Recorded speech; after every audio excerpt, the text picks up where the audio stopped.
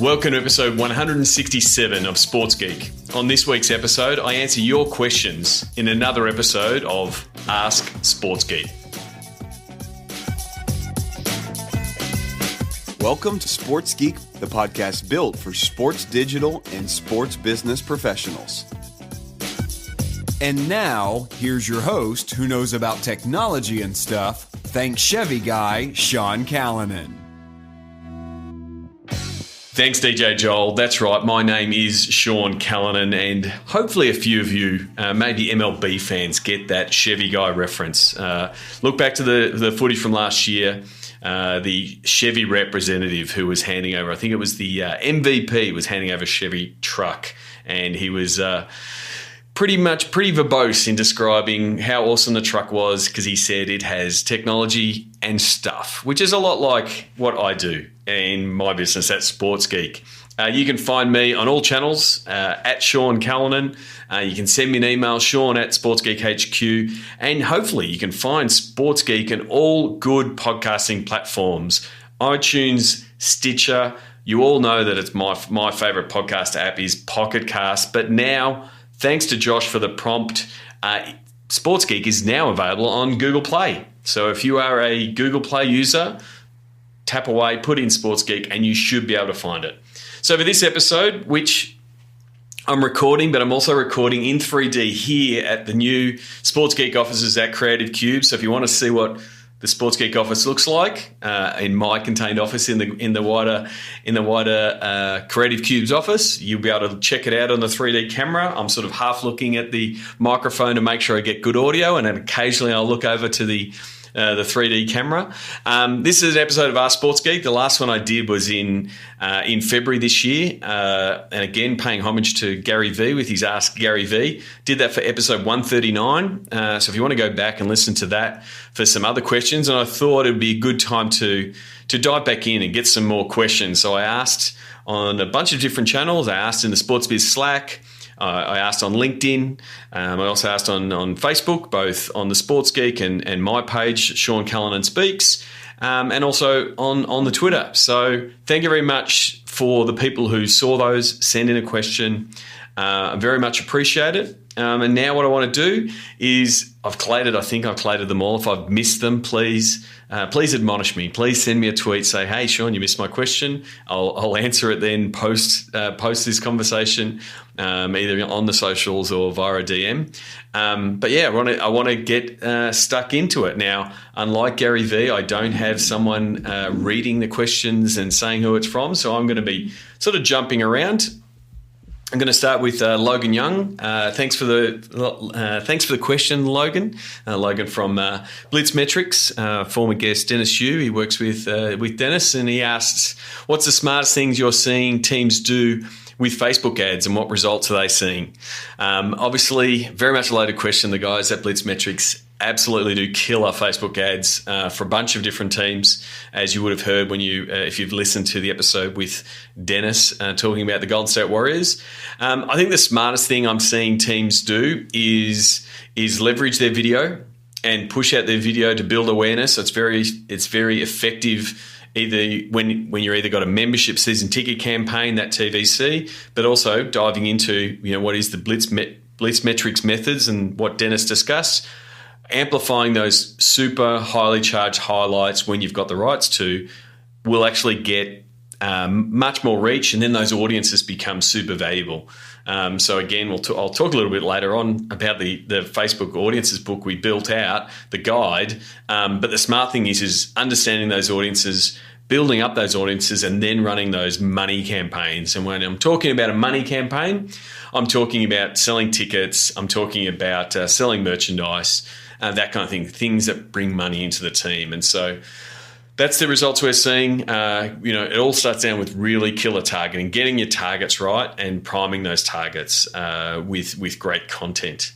Stefan Kohlenberg, formerly of Brizzy, now checking out and doing his own thing in the content space. He asks, it would be great to hear your thoughts on the recent updates LinkedIn has been making. Video, viral personal posting, sales nav, and how sponsorship sales folks at teams can take advantage of this. I really like, I guess, the changes and the evolution that LinkedIn's taking. Obviously, if you've heard me discuss new platforms and tweaks to platforms and tweaks to algorithms in platforms, when they bring out something new, it always gives more access, and they always push a little bit harder. So we're seeing a lot of people push video really hard. So we're seeing a lot of video. Now, it's not a lot of good video. There's a lot of bad video there. So I think there is an opportunity potentially, especially in the sponsorship sales or the high-end ticket sales, suite sales, corporate sales, that kind of stuff, to put some of those videos that say these are the opportunities, this is what's available, because they will get a little bit more organic reach. So I think there's something to test. And for mine, it's always about testing how that works. And so it could be as simple as pulling out your phone when you're walking up to the suite and seeing the different views and showing it off that way, to the fully furnished flyover, fly-through type of highly polished videos, and test which one works, whether it's coming from the team's account or from execs that are working for you. So I'm a big believer in LinkedIn, have been a big believer in LinkedIn for a long time, both pre-Sports Geek days and as Sports Geek. So I think continue with the innovation, test, see what works for you. Todd Cafflish, former guest, good friend of mine, now starting out things with Tech Foundry. I'm really looking forward to working on a few projects with Todd. He asked a few questions. How do you see teams trending toward going all digital with ticketing offering for future fan experience? Will the evolution of added value tickets, loyalty programs? Yeah, I think it's a great question, Todd, and I think it's something that the industry overall is struggling is the wrong word, but grappling with. I think both from a ticketing vendor point of view, but then also the fan. You've still got the fans that want to hold the paper ticket, but the data opportunity of the digital ticket is just too much. So we saw a lot, and was able to use the MLB ballpark app recently at Seat in Atlanta. And Sean True from MLB was effectively flicking the tickets in a digital form to all the people. And so in that scenario 2-3 years ago, they all would have been paper tickets and there would not have been that data capture. Whereas forcing everyone to use the app, start understanding how the app works, but also giving up their data, it becomes a really big data play. So I think that's the evolution. That's the data grab is the important piece. For the same reason, a lot of technology is rolled in, whether it's Wi-Fi and DAS and capturing that data, but getting more data points from the fans. And then the extension of that is, are we moving to a more cashless stadium experience where people are using their phone, using their app, using that digital ticket to either buy more things, or we might even have tickets with food, beverages, those kind of things in the ticket. So I think it does fit into that. It obviously fits into that loyalty play, how many times you're going, that kind of thing. So it fits into the whole app ecosystem. So great question, Todd. I know you've got a couple, so I'm gonna come back to Todd later because he's actually asked a couple of questions. Another former guest, thank you very much, John McCauley, for sending in a couple of questions. He's done the old multi-question thing. I love the multi-question thing because it gives me so many things to bounce off. He asked, love to know what you think, what is next for sports and digital media? And these are the follow-ups. Is it more mobile? Is it AR, VR? Is it content subscription, voice, bots? What's the best chance of driving your revenue? Right. So much to unpack there, John. I love the question. I think the first thing is it mobile? I think it's all mobile. I think mobile is the way. All the traffic we're seeing is going mobile.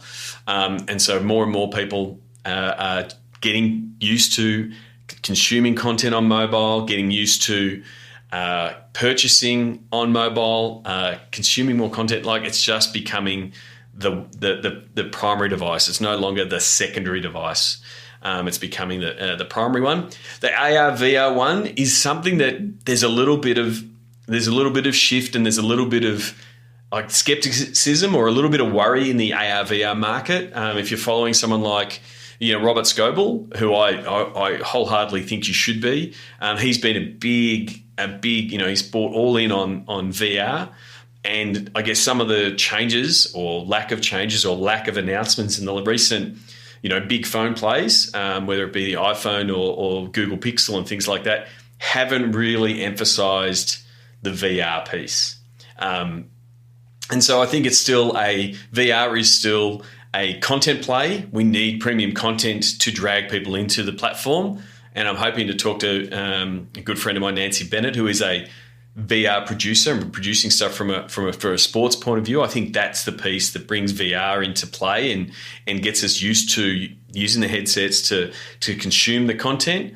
I think there's probably a stronger play in the AR space, looking at how, what Snapchat is doing with their little videos that you can add into any scene and that kind of thing. I think that's becoming a bit more mainstream, and so I think there's an opportunity in that space.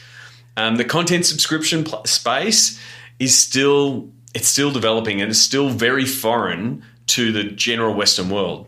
But again, if you go back to Mary Meeker's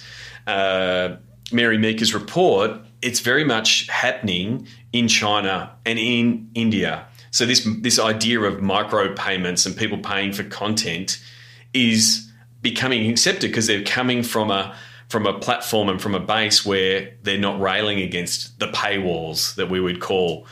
So I think there's potential that a disruptive monetization play is going to make a play in that space. So I'm going to keep recording because I've just realized and looked at the Oro has somehow restarted. So if it's still recording, it's still recording, but I'm on a podcast. And then the other thing is the other two that John spoke about was voice. So as someone who's recently brought back an Amazon Echo, I think there's a real opportunity in that space. Really interesting to see the NBA have brought out a skill that's going to give you stats updates, that kind of thing. So that, being able to say, when's the next game? How can I buy tickets? More of that. And I do believe when people are saying, voice is the new Google, that kind of thing. I think voice is going to be really important. So how can sports get its content into that space, especially as these Internet of Things devices become more than just speakers? The new Amazon show can show highlights. So you can say, hey, please show me the latest Real Madrid highlights, and it should do it. And so how that's going to work is going to be really important. The bots point of view, as someone who's built a bot and currently I'm building another bot for a sports team in the Facebook Messenger space, I think that's one part of the equation. But the thing is, bots, whether they be Facebook Messenger or on the Amazon platform or on the Google platform, are going to be another way for people to get data. I really like the opportunity that the Facebook Messenger bots allow us to do, the stuff that we're doing with the guys at Tradable Bits to build them out. Some really good insights to see what the fans, the Adelaide Crows fans were asking and how they sort of trained them, understood what the bot could do and not do. So I think there's getting a tight scope still super important. But I think there's a really big opportunity in the space for that passive, I want information, as well as that push, here's the information we want you to get in the bot space. Kif Cowdery, and again, Kif, I'm hoping I'm saying your name right. Good to catch up with you earlier this week. He asks, what are your views on esports meeting the traditional markets of sport, such as sports management? And is there a place in the industry for that esports player agent? And it's a great question. Kif. I do think, esports is following a really similar path to where sports has been. We're seeing a lot of sports entities getting into the space for esports and moving into the space because they see, like Nigel did with the Adelaide Crows and Legacy, see the opportunity of extending their fan base. So that said, as the more professionalism comes in on the team side and the sponsorship side, then the athletes will also be presented with opportunities. And the way that works in traditional sports is the player agent. So I think that, it's very early, but, if you're following what has happened in other sports, which is where I think esports is going into that same sort of professional nature, I think it's a good thing, and I'm positive. Personally, I've got a lot of expectations of where esports will be, even 18 months, 2 years from now, let alone 5 to 8 years to go. So I think the only caveat to that is where will what will be the length of of how long an esports athlete will be live in the game. You know, will some of these professional standards that are coming in and help that the professional sports bring in, will that create more longevity for the esport athlete? And, you know, in the same way that, you know, Roger Federer is still playing high-level tennis at a far older age than previously would have been suspected 20 years ago, there's potential for that as well. And so a longer span in the game makes it more viable for more people to be part of helping manage that athlete. Dennis Venter also asked on LinkedIn, your views on sports personalities who use agents, staff to manage their social media accounts and don't do it personally. I mean, I can understand why agents and staff would have access to see some of that stuff. But as far as if someone's if someone's asking me, should an athlete be the person that does the posting? I agree. I think they should. It needs to, you know, has that authenticity. And in the end, the fans will find out about it. Now, you can get into the situation that poor old Kevin Durant did over the summer, where he obviously had a secondary Twitter account and started replying to people using the wrong account and did it off his own account. Again, the good thing about that, or I guess the good lesson out of that for mine, is that at least KD came out and said, that was me, my mistake, my bad. He didn't say it was one of my guys using my account. So my gut says, do it yourself, do it with moderation, understand the challenges that's there. But eventually the fans will figure it out if it's always someone else doing it.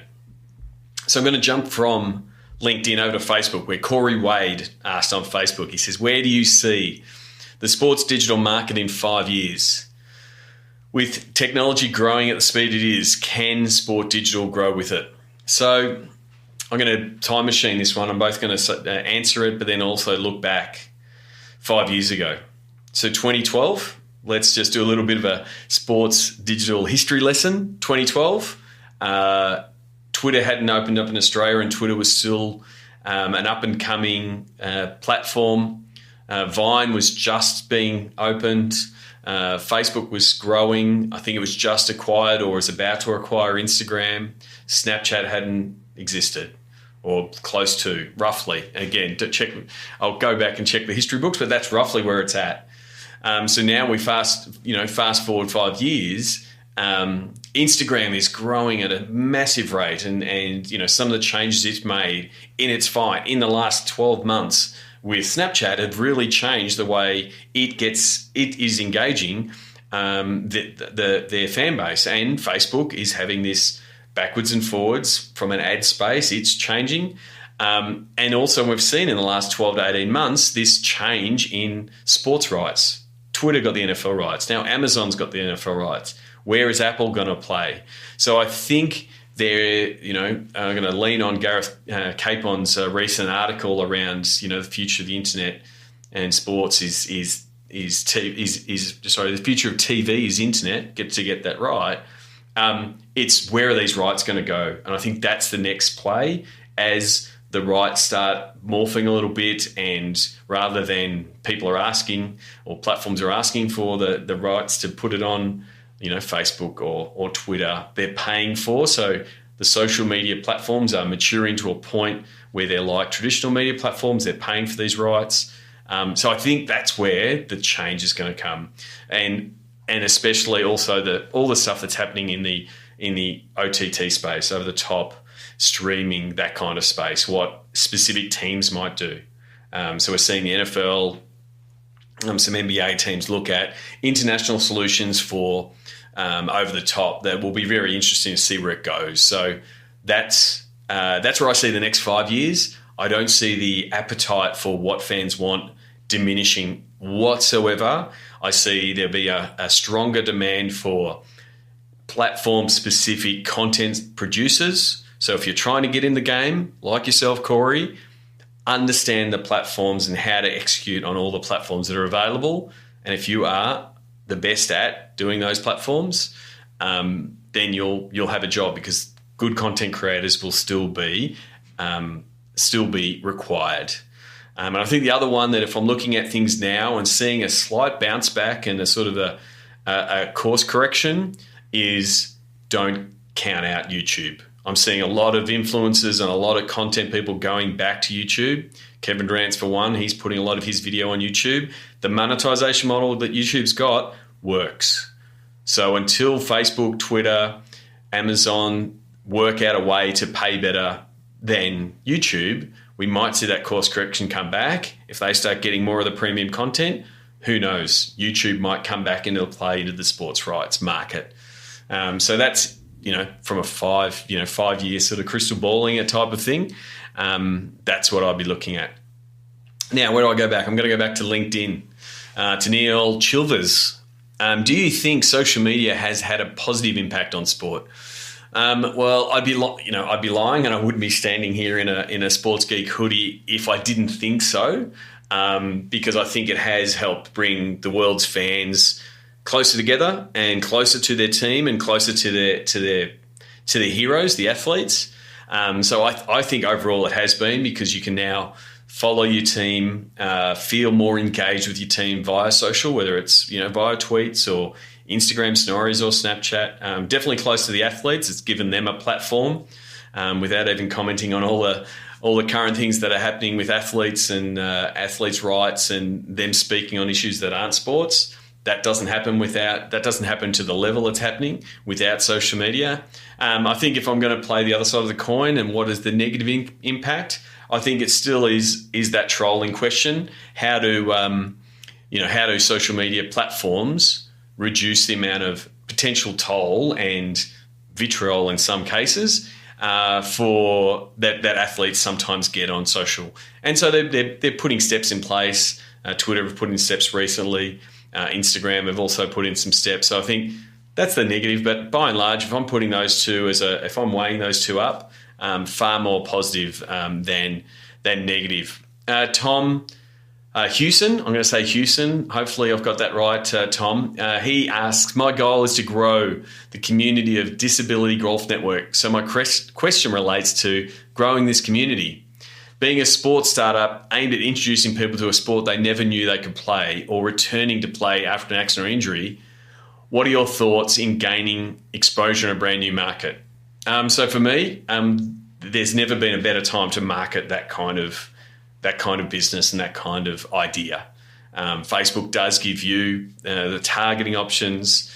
Instagram gives you great means to find and connect with those people. So for mine, it's a little bit of testing the ad products to see what content's going to resonate with potentially your fans. I probably would start with golfers first and their interests, and then potentially use that to leverage the non-golfers to say, you can play golf, this is what it can do even after an injury. So I'll probably focus with golfers first and their friends, and then test what content starts working. And once you find the content that works, keep writing that content, whether that is the content style or from a pure advertising point of view.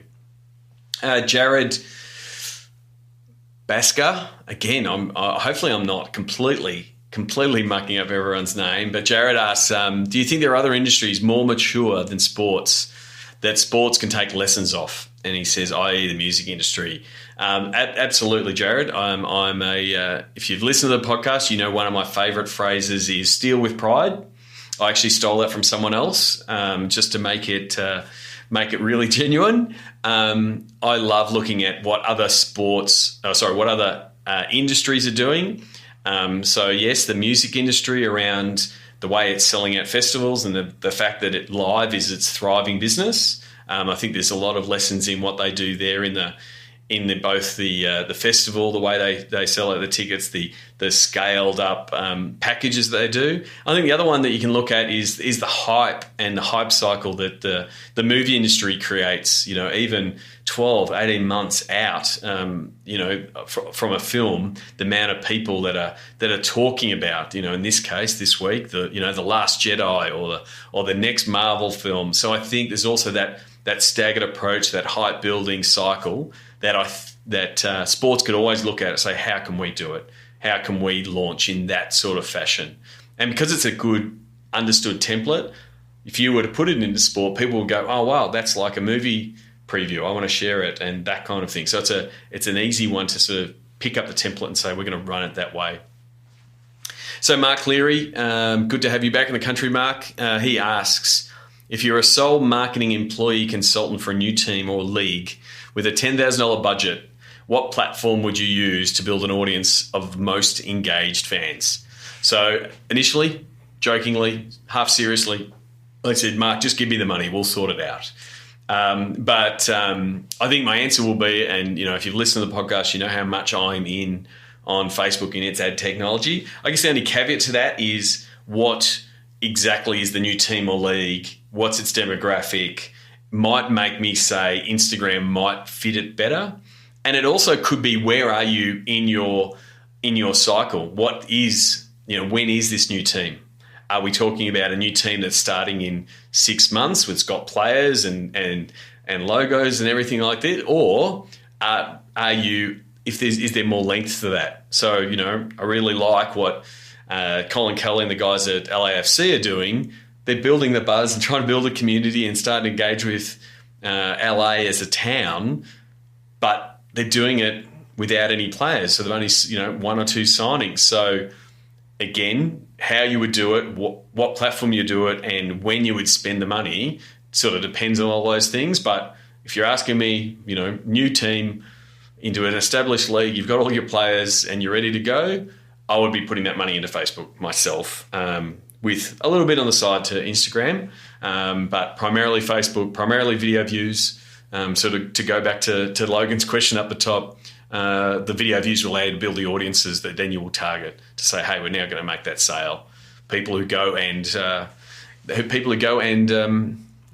watch all the video, they're most likely going to get a sale from. Darren asks on Twitter, he went a little bit left field, and I sort of gave it some thought, then I forgot about it. Now I've got to this question, now I'm thinking about it. And he asks, you can choose 5 non-basketball Aussie sports stars to take on the worst NBA team in a picket game. Who do you choose? So first of all, they lose by a long margin, but credit to Melbourne United. NBL team went up against the Oklahoma City Thunder and went down by 1 point. And I thought that was a fine performance, preseason game and all of that. It was a fine performance, and a lot of credit to Larry Kessman and Jeremy at the NBL. I think it's a terrific initiative, even if they are doing it in between round 1 and 2. It's a hell of a road trip to go to Oklahoma City. So who would I choose from a non-basketball Aussie sports stars? So I'd have to put in Scott Pendlebury as a Collingwood man, and he's a former basketballer. He likes his hoops. He used to play basketball with Paddy Mills. Pendlebury had been there. Who else would I be picking in the scheme of it? I'd have to give it some more thought. Because I want to pick people who actually play basketball. Like I could just pick, I could pick them on their skill and style. So I could say, Cameron Smith, because he can control the game as a rugby player. Maybe he would be the small forward, and maybe Jonathan Thurston, because he's he's a sharpshooter from deep, and would provide a bit of brevity and levity to the team. And then probably up front, I need to get a couple of big guys. Yeah, I'm really struggling. Trying to think who else might go. I'd have to give it some more thought. It's a good question.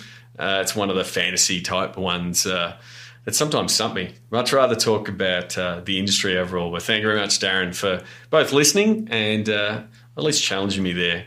I might come back with a couple of other sports stars. I might just chuck in Anthony Mundine just there to make it controversial and carry the mic, and non-basketball. No, I'm lost. Maybe a Shani Layton as a popular netballer to provide a bit of support up front. So that's pretty much the Ask Sports Geek. I've answered all the questions that I got before I started recording this. So thank you very much to you. I very much appreciate you listening to this podcast. I know you have to take time out of your day to listen to this podcast. I really do appreciate it. So thank you for the people who do contribute. either by sending me a tweet occasionally, sending me a DM saying thank you, or messaging me, leaving messages in the Slack community, or commenting and sharing things on LinkedIn. I really do appreciate it. And I really appreciate it more so this week more than ever. I've had an absolutely amazing week via great referrals from podcast listeners. So I think this week I've had multiple calls with people in the US talking to them about Sports Geek campaigns and what we can do with people who listen to the podcast. Speaking to people in Belgium, China, talking to people about working in Papua New Guinea, and obviously Australia. And all of this has become about because US listeners have gone and either tapped someone in your organization on the shoulder and said, hey, I want to introduce you to Sean. Can we talk to him about this? So, thank you very much for recommending me for work, for a speaking gig, or to help out your team. I really do appreciate it. I know I'm going really early on Thanksgiving, but it was sort of just that week. So the last question I wanted to add to this was the one that I got a few times this week, was regarding our Facebook Audiences Guide. All right, so I spoke about it earlier from the question from Logan. You can download the book. It's at sportsgeekhq.com/FB data, and you can download it. And the question I keep getting, why is it free?